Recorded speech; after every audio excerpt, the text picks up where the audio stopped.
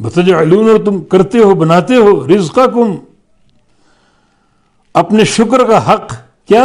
Income تکذبون، کہ تم جھٹلاتے ہو۔ رزق ایک معنی حصہ بھی ہے، اور تم لیتے ہو اس سارے کلام سے اپنا حصہ، کیا حصہ؟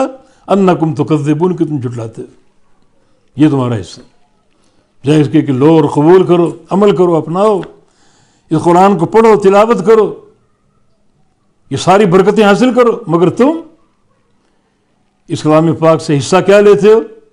جھٹلانے کا، تکذبون، جھٹلاتے ہو۔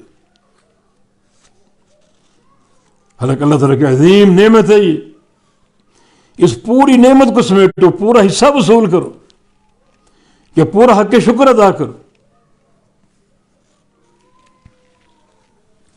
نبی علیہ السلام نے حدیبیہ کے سفر میں فجر کی نماز پڑھا کے فرمایا تھا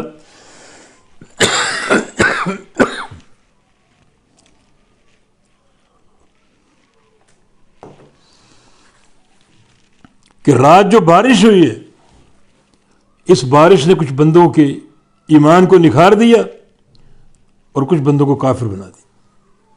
اللہ تعالیٰ کی نعمت ہے نا بارش۔ اما من قال مطرنا بفضل اللہ، جن لوگوں نے کہا یہ بارش اللہ کا فضل ہے، اس کے ایمان میں نکھار آ گیا، اس کا ایمان اور مضبوط ہو گیا، شاداب اور لہلہا اٹھا۔ اور جن لوگوں نے اللہ کی اس نعمت کا شکریہ کس انداز سے ادا کیا کہ مطرنا بنوء کذا، کہ یہ بارش تو فلاں ستارے کی دین ہے، وہ کافر ہو گئے۔ اللہ کی نعمت کو غیر اللہ کی طرف منسوب کرنا بھی ناشکری اور تکذیب ہے، کافر ہو گئے۔ وہ تو بارش، یہ دین کی عظیم نعمت، قرآن کی، اور تمہارا شکر کیا ہے؟ جھٹلانا۔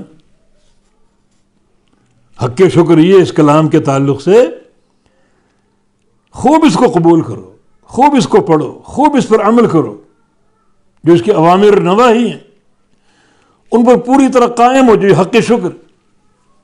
مگر تمہارا شکر کیا ہے؟ تم جھٹلاتے ہو۔